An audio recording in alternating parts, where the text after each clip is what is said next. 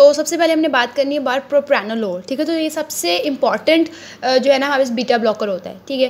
अब प्रोप्रानोलोल की एक बात तो पता चले कि सारे के सारे बीटा ब्लॉकर क्योंकि कंपैटिटिव है तो ये भी कंपैटिटिव होगा, और ये नॉन सेलेक्टिव है। ये इंपॉर्टेंट बात याद रखनी, अगर नॉन सेलेक्टिव है इसका मतलब ये बीटा 1 पे भी एक्ट करेगा, बीटा 2 पे भी एक्ट करेगा, और दोनों के साथ इक्वल एफिनिटी को, मतलब दोनों को इक्वल एफिनिटी से ब्लॉक करेगा, यानी कि बीटा 1 को ज़्यादा ब्लॉक कर रहा है, बीटा 2 को कम कर रहा है, दोनों पे सेम इफेक्ट शो करेगा आपके पास, ठीक है। अब हमें ये क्यों ज़रूरी है हमें पता चल जाए कि सेलेक्टिव है नॉन सेलेक्टिव, उसके अकॉर्डिंगली तो हम उनके एक्शन, उसके थेरेप्यूटिक यूजेस को डिटरमाइन कर सकेंगे ना। सपोज अगर सिर्फ बीटा 1 को ब्लॉक कर रहा है, हम इसके बीटा 2 के जो एक्शन है बीटा 2 के लिए किसी भी थेरेप्यूटिक यूजेस जैसे ब्रोंको डायलेशन और ये बीटा 2 पे होता है ना, उसके लिए हम इसे यूज़ नहीं करेंगे फिर, ठीक है, क्योंकि बीटा, तो इसलिए हमें पता होना चाहिए कि कोई भी जो आपके पास ड्रग है वो बीटा 1 पे एक्ट कर रहा है, 2 पे एक्ट कर रहा है, या जो अल्फा वाले भी थे, रिसेप्टर्स का मस्ट पता होना चाहिए, ठीक है। तो ये आपने मस्ट याद रखना है। अगर और कुछ भूल भी रहा है ना, रिसेप्टर्स नहीं भूलने, क्योंकि अगर आपको रिसेप्टर्स याद रह जाएंगे उसके अकॉर्डिंगली आप उसके फंक्शंस, उसके थेरेप्यूटिक यूजेस को लिख सकोगे। अच्छा ठीक है, अब हम बात करेंगे इसके एक्शंस के। तो इसके हमारी बॉडी में 4 तरह के एक्शंस हैं, ठीक है। सबसे पहले आपके पास एक कार्डियोवास्कुलर सिस्टम पे एक्ट करेगा। चलो पहले इसके सारे के सारे एक्शंस को हम यहाँ पे लिख लेते हैं। देन आपके पास पेरिफेरल जो वास्कुलर रेजिस्टेंस होती है, पेरिफेरल जो वेजो कंस्ट्रक्शन होती है, उसके ऊपर इसका क्या इफेक्ट होता है। फिर आपके पास ब्रोंको कंस्ट्रिक्शन करवाता है। देन आपके पास जो ग्लूकोज की मेटाबॉलिज्म होती है ना, उसको ऑल्टर करवा देता है, मतलब उसमें कोई डिस्टर्बेंसेस क्रिएट करवा रहा है। तो इसके कार्डियोवास्कुलर सिस्टम पे क्या इफेक्ट होंगे, पेरिफेरल वास्कुलर रेजिस्टेंस पे कैसे इफेक्ट करेगा, ब्रोंको कंस्ट्रक्शन कैसे करवाएगा, और ग्लूकोज की मेटाबॉलिज्म में क्या क्या ऑल्टरेशंस प्रोड्यूस कर रहा है वो हम बात करेंगे। सबसे पहले देखेंगे सीवीएस, कार्डियोवास्कुलर सिस्टम पे क्या इसके इफेक्ट कर रहे हैं। तो सीवीएस में इसका क्या इफेक्ट होगा। अब सीवीएस में कैसे इफेक्ट करेगा, हार्ट है, हार्ट में होते हैं बीटा 1।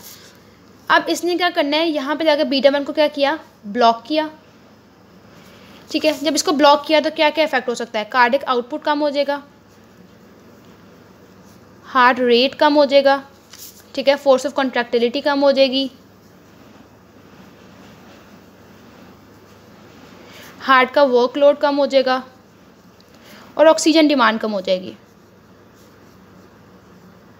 ऐसा ही है ना, बीटा 1 ब्लॉक हुआ तो बीटा 1 हार्ट को स्टिमुलेटरी था हार्ट पे, तो जो हार्ट के स्टिमुलेटरी फंक्शन है सारे के सारे कम हो जाएंगे, कार्डियक आउटपुट कम हो रहा है, हार्ट रेट कम हो रहा है, कॉन्ट्रैक्टिलिटी कम हो जाएगी, वर्कलोड कम हो रहा है आपके पास, और ऑक्सीजन डिमांड कम हो रही है।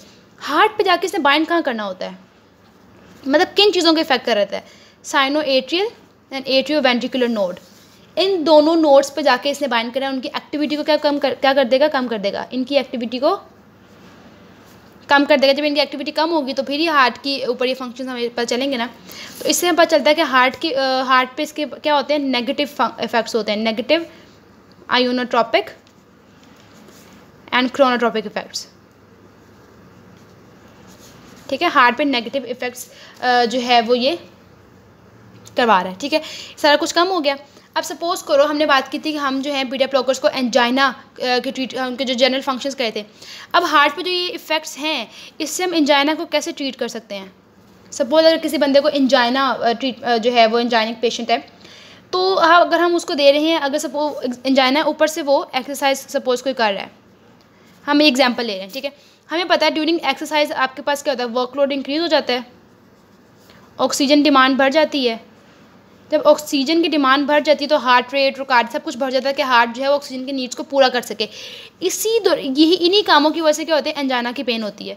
मतलब हमें पता है कि अगर हम प्रोप्रानोलोल दे रहे हैं उस पेशेंट को, तो उसमें क्योंकि वर्कलोड भी नहीं बढ़ रहा, उसके हार्ट रेट कम हो रहा है और ऑक्सीजन डिमांड भी नहीं बढ़ रही, तो एंजाइनिक वाली पेन भी नहीं होगी। तो इस तरह हम इसे एंजाइना के ट्रीटमेंट में भी यूज़ कर लेते हैं, ठीक है। और इसके अलावा हम इसको यूज़ कर रहे होते हैं सुप्रा वेंट्रिकुलर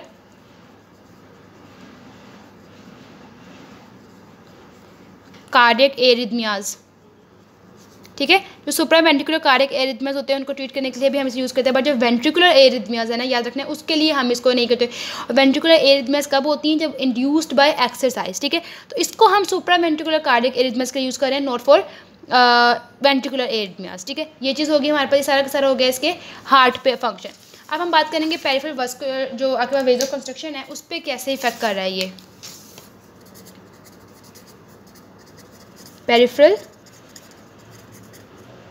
वेजो कंस्ट्रक्शन। अब यहाँ पे क्या कर रहा है, अब देखो हमारे पास बीटा 1 जो थे वो सिर्फ और सिर्फ हार्ट पे और किडनी पे होते हैं, हार्ट एंड किडनीज़ में होते हैं। इसका मतलब ये जो पेरिफेरली जिसका जो वेजो कंस्ट्रक्शन वाला इफेक्ट है वो बीटा 1 के थ्रू नहीं हो रहा। अब वो ये कैसे कर रहा है, बीटा 2 को ब्लॉक करके। बीटा 2 कहाँ होते हैं, स्केलेटल मसल्स में होते हैं। तो जब आपके पास आएगा बीटा 2 को ब्लॉक करेगा, बीटा 2 क्या करवाता है, वेजो डायलेशन। तो बीटा 2 अगर ब्लॉक हो गया तो क्या हो जाएगी, वेजो कंस्ट्रक्शन। ये पहला मेथड है जिसके थ्रू वेजो कंस्ट्रक्शन हो रही है बीटा 2 को ब्लॉक करके। सेकेंडली क्या हो रहा है, आपके पास प्रोप्रानोलोल दिया, प्रोप्रानोलोल ने क्या किया, कार्डियक आउटपुट, हार्ट रेट वगैरह कम किया, जिसकी वजह से ब्लड प्रेशर कम हुआ, हार्ट रेट कम हुआ, ब्लड प्रेशर कम हुआ। जब आपके पास बीपी कम हुआ है, जिसकी वजह से बीपी कम होने की वजह से रिफ्लेक्स वेजो कंस्ट्रक्शन होती है, ये भी हमें पता है, ताकि आपके पास हाइपोटेंशन ना हो जाए। देखो ना बीपी कम हो रहा है, अगर वेजल्स ऐसे डायलेट हुई होंगी, ठीक है, तो अगर उन डायलेट वेजल्स में से जब कोई ब्लड गुजरेगा फर्दर उसका प्रेशर कम हो जाएगा, ठीक है, मतलब कोई हिंड्रेंस नहीं होगी, फर्दर प्रेशर कम हो जाएगा। तो उसको जो है मैनेज करने के लिए हमारी बॉडी में एक इंट्रिंसिक मैकेनिज्म है कि रिफ्लेक्स वेजो कंस्ट्रक्शन हो जाती है, ताकि आपके पास जो बीपी कम हो रहा है उतना जो हाइपोटेंशन वाली सिचुएशन में ना जाए, तो रिफ्लेक्स वेजो कंस्ट्रक्शन हो जाएगी। तो ये एक मेथड है, जिस सेकेंडली मेथड है जिसके थ्रू आपके पास प्रोप्रानोलोल क्या करवा रहा है, वेजो कंस्ट्रक्शन करवा रहा है। तो इन जनरल हमें पता चल गया कि आपके पास वेजो कंस्ट्रक्शन होगी तो पेरिफेरल वास्कुलर रेजिस्टेंस क्या होगी, इंक्रीज हो जाएगी। ये बात हो गई। और इसके बाद हमने बताना है कि हम देखो अब हाइपरटेंशन वाले पेशेंट्स के लिए ये कैसे एक पॉजिटिव चीज़ होगी। हाइपरटेंशन वाले पेशेंट, देखो आपके पास क्या होता है, वेजो कंस्ट्रक्शन थी, लेकिन आपके पास जो प्रोप्रानोलोल है ना, इसमें जो पेरिफेरल वास्कुलर रेजिस्टेंस होती है, या तो उसको नॉर्मलाइज कर देगा या उसको डिक्रीज भी इवन कर सकता है। अब आप सोचोगे ऊपर मैंने कहा है कि ये तो वेजो कंस्ट्रक्शन करवा रहा था, यहाँ पे कह रही है कि पेरिफेरल वास्कुलर रेजिस्टेंस को नॉर्मल या डिक्रीज भी करवा रहा है। क्यों, क्योंकि जब हम इसको लॉन्ग टर्म यूज़ करते हैं ना, खैर लॉन्ग टर्म यूज़ नहीं, लेकिन अगर जो है आपने प्रोप्रानोलोल काफ़ी टाइम के लिए उसको दे दिया है, इसकी वजह से क्या होता है, जो बीटा रिसेप्टर्स होते हैं ना, उनकी डाउन रेगुलेशन स्टार्ट हो जाती है। जब बीटा इनकी डाउन रेगुलेशन होने लग जाती है तो आपके पास जो पेरिफेरल वास्कुलर रेजिस्टेंस है वो भी कम हो रही होती है, और फर्दरली आपके पास जो हाइपरटेंसिव पेशेंट्स होते हैं उनमें बीपी भी टुवर्ड्स नॉर्मल आ रहा होता है, और आपके पास सिस्टोलिक प्रेशर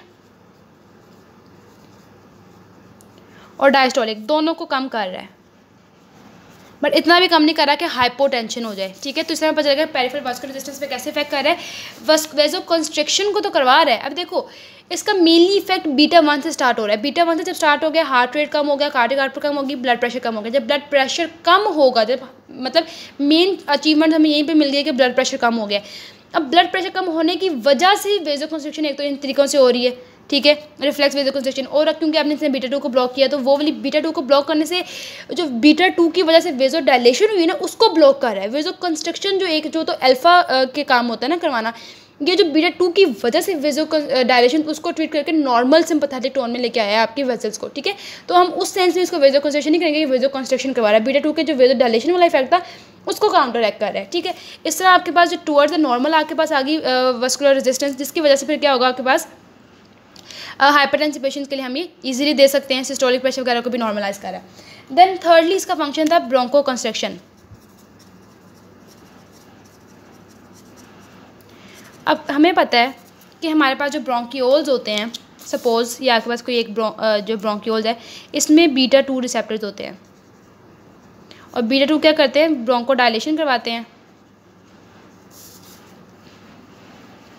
अब हमने जब इनको बीटा 2 पे आपने बीटा 2 ब्लॉकर दे दिया तो आपके पास क्या होगा, ब्रोंको डायलेशन की जगह क्या हो जाएगी, ब्रोंको कंस्ट्रक्शन।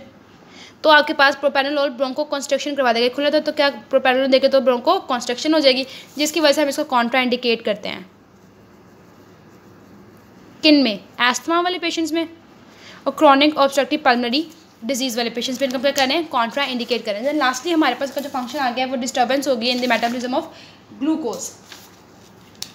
अब ग्लूकोज के मेटाबॉलिज्म में कैसे डिस्टर्बेंस करवा रहा है ये,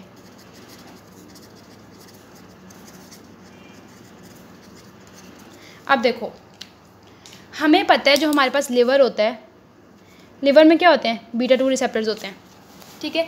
अब बीटा 2 रिसेप्टर्स क्योंकि ब्लॉक हो रहे हैं, बीटा 2 नॉर्मली क्या करवाते हैं लिवर में, ग्लाइकोजेनोलाइसिस, ठीक है। ये मैंने अपने बीटा जो रिसेप्टर वाले जो टॉपिक था उसमें मैंने आपको बताया था। ये तो क्या कर रहा है, ग्लाइकोजेनोलाइसिस। जब बीटा ब्लॉक हो गए तो ग्लाइकोजेनोलाइसिस होगी, फिर नहीं होगी, कम हो जाएगी, ग्लूकोज का लेवल क्या हो जाएगा, कम हो जाएगा, जिसकी वजह से जब ग्लूकोज कम है तो ग्लूकागोन की सिंथेसिस भी नहीं होगी। अब देखो ग्लूकोज के लेवल को कम कर रहा है, ब्लड जो आपके पास ग्लूकोज लेवल है उसको क्या कर रहा है, कम करेगा ये। अब देखो, अब सपोज कोई डायबिटिक पेशेंट है, ये तो हमने इसका एक्शन बता दिया, एक्शन कर रहा है। डायबिटिक पेशेंट है, वो इंसुलिन ले रहा है, इंसुलिन से ऑलरेडी उसको हाइपोग्लाइसीमिया हो जाएगा या उसकी ब्लड शुगर टुवर्ड्स नॉर्मल आएगी, लेकिन इंसुलिन के ऊपर से अगर हम प्रोपेनोलोल भी दे रहे हैं उसे, तो फर्दर हाइपोग्लाइसीमिक शॉक हो सकता है उस पेशेंट को, ठीक है। और फर्दर एक और जो खतरनाक काम प्रोपेनोलोल कर रहा है वो ये करेगा कि आपके पास अगर सपोज हमारी बॉडी में हाइपोग्लाइसीमिया हो गए हमें, ठीक है, ग्लूकोज लेवल कम हुआ है, ग्लूकोज लेवल कम होने की वजह से हमारे पास ऐसे कोई नॉर्मल फिजियोलॉजिकल रिस्पॉन्स हमारे बॉडी से, हमारे बॉडी में ट्रेमर्स शुरू हो सकते हैं, ठीक है, ट्रेमर्स के बाद नर्वसनेस हो जाती है और इस तरह के जो फंक्शन हमारे बॉडी में हो जाते हैं, ठीक है, ट्रेमर है, नर्वसनेस है, स्वेटिंग स्टार्ट हो जाती है, इससे हमें पता चलता है कि इस पेशेंट को हाइपोग्लाइसीमिया हुआ है। लेकिन प्रोप्रेनोल क्या करता है, हमारे बॉडी के फिजियोलॉजिकल एक्शंस को प्रिवेंट करता है, तो पता ही नहीं चलता कि हाइपोग्लाइसीमिया का पेशेंट है, ठीक है। तो हमें जो डायबिटिक्स में बहुत केयरफुली हमें जो है प्रोप्रेनोल देनी पड़ती है।